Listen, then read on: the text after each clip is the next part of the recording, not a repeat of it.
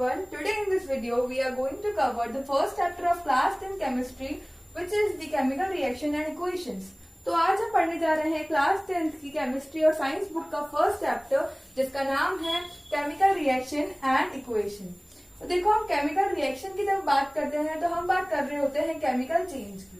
तो chemical change होता क्या है? केमिकल चेंज होता है परमानेंट चेंज। हमने हमारी प्रीवियस क्लासेस में पढ़ा है कि टू टाइप्स के चेंजेस होते हैं, पहला होता है फिजिकल चेंज और दूसरा होता है केमिकल चेंज। केमिकल चेंज जो होता है वो इरिवर्सिबल होता है, इसको हम दोबारा से रिवर्स नहीं कर सकते, जबकि फिजिकल चेंज को हम दोबारा रिवर्स कर सकते हैं। केमिकल चेंज के अंदर जो सब्सटेंस की केमिकल प्रॉपर्टीज है वो चेंज हो जाती है। जैसे कि एग्जांपल लिया है हमने सोरिंग ऑफ मिल्क, यानी कि जब हम गर्मी में दूध को बाहर रख देते हैं तो वह कर्ड के अंदर चेंज हो जाता है। दूध जो है हमारा वो कर्ड के अंदर चेंज हो जाता है, जिसको हम कहते हैं सोरिंग ऑफ मिल्क। और डाइजेशन ऑफ फूड, हमारी बॉडी के अंदर भी बहुत सारी केमिकल चेंज होते हैं, जैसे कि केमिकल रिएक्शंस प्लेस लेते हैं, जैसे कि डाइजेशन ऑफ फूड होता है जब हमारी बॉडी के अंदर। जब डाइजेशन ऑफ फूड होता है तो बहुत सारे एंजाइम्स और कैटलिस्ट जो है वो भी हमारी बॉडी के अंदर एक्ट करते हैं फूड को ब्रेक डाउन करने के लिए। अब देखिए केमिकल रिएक्शंस क्या होते हैं, the processes which involve chemical changes. So in chemical reactions the chemical properties of substance changes as well as chemical change takes place। अब हम देखेंगे कि केमिकल रिएक्शन को हम जब लिखते हैं, जब हम उसकी बात करते हैं तो उसके अंदर हम बात करते हैं रिएक्टेंट और प्रोडक्ट्स की। तो रिएक्टेंट्स क्या होते हैं? The substances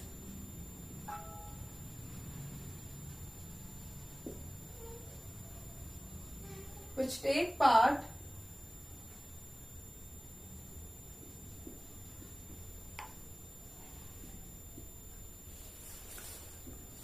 in a chemical reaction।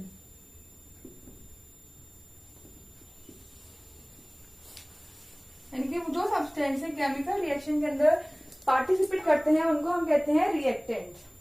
जैसे कि हम चाय बनाते हैं जब, तो चाय के अंदर हम चाय पत्ती, पानी, दूध, शुगर डालते हैं तो वो हमारे क्या हो गए? रिएक्टेंट्स हो गए। ठीक है, रिएक्टेंट यानी कि जो रिएक्ट कर रहे हैं, जो उसमें पार्टिसिपेट कर रहे हैं। प्रोडक्ट क्या होता है? जैसे हम मल्टीप्लाई करते हैं किसी नंबर्स को तो उसके बाद हमारा आंसर आता है तो हम कहते हैं इसका प्रोडक्ट है। यानी कि जब हमने रिएक्ट करा सब्सटेंसेस को तो उसके बाद जो हमारा न्यू सब्सटेंस फॉर्म हो उसको हम कहते हैं प्रोडक्ट। तो प्रोडक्ट्स क्या होते हैं? The new substance formed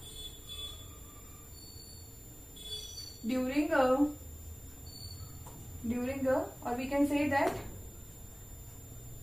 in the chemical reaction is known as product। तो हम ये देख चुके हैं कि प्रोडक्ट क्या होता है और रिएक्टेंट्स क्या होते हैं। इसकी डेफिनेशन आप याद कर लीजिएगा क्योंकि बहुत बार एग्जाम्स में पूछी जा सकती है।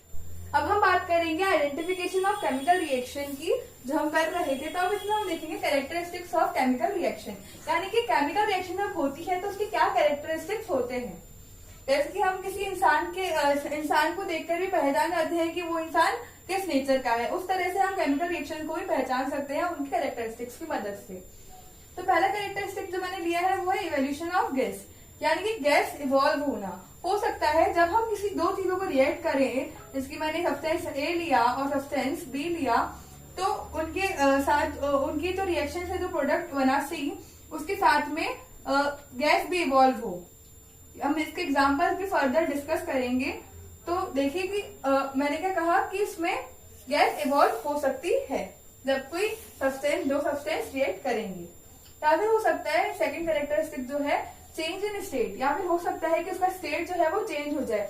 हो सकता है कि जो उसके जो पार्टिकल्स हैं वो अब दूसरी तरीके से दूसरे स्टेट में चेंज हो जाए। जैसे कि पहले वो सॉलिड था वो गैस में कन्वर्ट हो जाए, या गैस से सॉलिड में कन्वर्ट हो जाए, लिक्विड में कन्वर्ट हो जाए, कुछ भी हो सकता है। तो इसका स्टेट चेंज भी हो सकता है, फ्रॉम लिक्विड टू गैस और गैस टू लिक्विड, जैसा भी आप चाहे वैसा हो सकता है, मतलब कि जो केमिकल रिएक्शन में है उसकी तरह।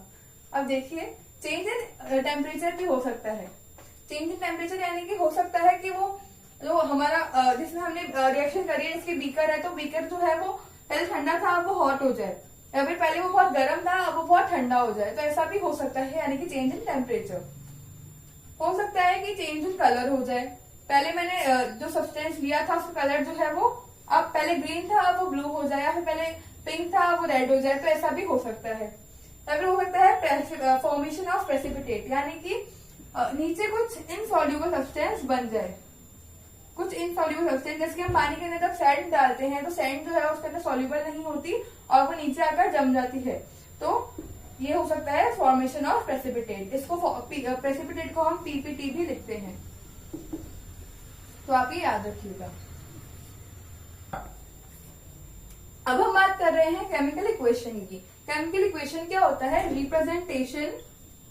क्या होता है chemical equation? Representation of a chemical reaction, representation of a chemical reaction with the help of reaction.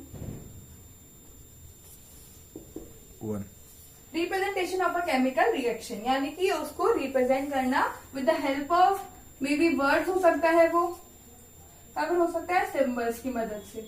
तो हम टू टाइप्स केमिकल इक्वेशन पढ़ेंगे, एक तो है word equation and another one is symbolic representation of chemical reaction. तो अब हम चलते हैं आगे वाले टॉपिक की ओर। 1 स्टार्ट। तो अब मैं आपको केमिकल इक्वेशन को एकदम अच्छे तरीके से इसकी डिफाइन लिखना समझा देती हूँ। देखो इसको आप लिखेंगे द मेथड, किस तरह से लिखेंगे आप, मैं आपको समझा रही हूँ। द मेथड ऑफ रिप्रेजेंटिंग, यानी कि ऐसा तरीका जिससे हम केमिकल रिएक्शन को ऑफ रिप्रेजेंटिंग। तो केमिकल इक्वेशन क्या होता है? The method of representing a chemical reaction with the help of symbols and formulas, यानी कि हमारे पास कोई केमिकल रिएक्शन दी हुई है, जिसकी मैं आपको एग्जांपल के लिए बताती हूँ। व्हेन मैग्नीशियम, एग्जांपल है ये, दैट व्हेन मैग्नीशियम, मैग्नीशियम तो जानते होंगे आप, आपकी लेबोरेटरीज में अवेलेबल होता है, reacts with oxygen, magnesium oxide produce, यानी कि जब मैग्नीशियम ऑक्सीजन के साथ रिएक्ट करता है तो मैं मैग्नीशियम का सिंबल लिख दूंगी इधर और ऑक्सीजन का भी सिंबल लिख दूंगी। हमने 9th क्लास में पढ़े थे इन सबके सिंबल्स। तो मैग्नीशियम का सिंबल होता है Mg और वो किसके साथ रिएक्ट कर रहा है? ऑक्सीजन। और एक बात जरूर याद रखिएगा, जब भी हम रिएक्टेंट्स को लिखते हैं तो उनके बीच में हम प्लस का साइन डालते हैं, क्योंकि वो अलग अलग हैं, उनको हम रिएक्ट कर रहे हैं। ऑक्सीजन हमेशा O2 में एग्जिस्ट करता है, वो हम अकेला सिंगल एग्जिस्ट नहीं करता। तो हम लिखेंगे Mg plus O2 gives MgO, यानी कि मैग्नीशियम ऑक्साइड। अब आप सोच रहे होंगे कि इधर ये Mg है और इधर MgO है, अब ऐसा क्यों है? अब इसको हमें इक्वल हम देखेंगे बैलेंसिंग के अंदर कैसे इनको इक्वल करा जाता है, और मैं आपको अभी बताने वाली हूँ। अब हम पढ़ने वाले एक बहुत ही इम्पोर्टेंट और इंटरेस्टिंग टॉपिक के ऊपर, जो कि है बैलेंसिंग। पर बैलेंसिंग पे जाने से पहले हमें एक चीज समझना जरूरी है, बैलेंस केमिकल इक्वेशन और अनबैलेंस केमिकल इक्वेशन। तो वो भी मैं आपको अभी डिफाइन बताने वाली हूँ उनकी, तो प्लीज देखिएगा। तो हमारे पास दो तरह की केमिकल इक्वेशन होती है, पहली होती है बैलेंस केमिकल इक्वेशन और दूसरी होती है अनबैलेंस केमिकल इक्वेशन। पहले मैं आपको अनबैलेंस केमिकल इक्वेशन को समझाऊंगी और हाँ देखते हैं इसको हम आगे। अनबैलेंस केमिकल इक्वेशन, स्टॉप है। तो देखिए अनबैलेंस केमिकल इक्वेशन को स्केलेटल केमिकल इक्वेशन भी कहा जाता है। आपके एनसीईआरटी बुक में स्केलेटल केमिकल इक्वेशन लिखा हुआ है, तो आप कंफ्यूज मत हो जाइएगा कि स्केलेटल केमिकल इक्वेशन क्या है। इसका मतलब भी अनबैलेंस केमिकल इक्वेशन ही है, ठीक है। ऐसा आप ये मत समझ जाइए कि स्केलेटन से रिलेटेड है, नहीं, ये स्केलेटन मतलब कि अनबैलेंस। अब अनबैलेंस बैलेंसिंग जैसे कि तराजू होता है, तराजू में अगर हम सेम वेट रखते हैं तो वो दोनों एक साथ रहते हैं। अगर एक साइड ज्यादा वेट होता है तो वो एक साइड झुक जाता है, तो हमें इसकी बैलेंस करने के लिए उस साइड भी उतना ही वेट रखना पड़ता है। उस तरह से हमारी केमिस्ट्री के अंदर ही बैलेंसिंग होती है। तो हम देखते हैं बैलेंसिंग कैसी होती है। पहले मैं आपको अनबैलेंस इक्वेशन को डिफाइन करना सिखा देती हूँ। देखते हैं अनबैलेंस केमिकल इक्वेशन क्या होता है। So chemical equation in which the number of atoms on the reactant and product side are different, यानी कि एक ऐसी केमिकल इक्वेशन जहां पर जो रिएक्टेंट साइड के जो एटम्स है वो प्रोडक्ट साइड के एटम से डिफरेंट होते हैं। मतलब कि अगर मान लीजिए इधर 1 है, जैसे कि इधर हम देखते हैं, इधर मान लीजिए ए बी हो गया, इसको जब डिवाइड करा तो ए बी हो गया, इधर ए का एटम 1 था और इधर बी के 2 थे। अब इधर मान लीजिए ए के एटम 3 हो जाते हैं और बी के हो जाते हैं 4। तो मतलब कि यहाँ पर क्या हुआ, इनके एटम जो है वो चेंज हो गए, तो इसको हम बोलेंगे अनबैलेंस्ड केमिकल इक्वेशन। हालांकि एग्जांपल नहीं है, मैंने आपको सिर्फ समझाने के लिए बताया, तो प्लीज इसको लर्न मत करिएगा।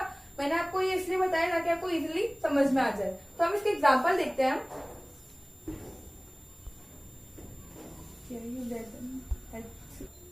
फॉर एग्जाम्पल मैंने यहाँ पर लिया है H2 means hydrogen plus Cl2 means chlorine gives HCl means hydrochloric acid. HCl refers to hydrochloric acid. हम इसके बारे में डिटेल में पढ़ेंगे सेकंड चैप्टर में। H2 means hydrogen plus chlorine gas gives HCl means hydrochloric acid. तो आप देखिए इधर H के एटम्स जो है वो 2 है और इधर Cl के एटम्स जो है वो 2 है और इधर कितने एटम्स है, 1 1 है। यानी कि इधर H के कितने थे, मैं इधर लिख देती हूँ रिएक्टेंट साइड में और प्रोडक्ट साइड में। H के एटम्स इधर कितने थे और Cl के एटम, रिएक्टेंट साइड में H के एटम जो थे वो थे 2 और प्रोडक्ट साइड में कितने हो गए 1। रिएक्टेंट साइड में Cl के एटम्स कितने थे 2 और प्रोडक्ट साइड में कितने हो गए 1। यानी कि हम ये देख रहे हैं कि इधर दोनों जो है वो अनबैलेंस्ड है। अब इसलिए हमें इनको बैलेंस करना बहुत जरूरी है। अब ये बैलेंसिंग जरूरी क्यों होती है, क्योंकि हमारी जो केमिकल इक्वेशन है वो law of conservation of mass को फॉलो करती है, जो कि कहता है कि मास can nether be created nor be destroyed during a chemical reaction. तो अब मैं आपको law of conservation of mass भी एक्सप्लेन करूंगा, बैलेंस केमिकल इक्वेशन भी एक्सप्लेन करूंगा।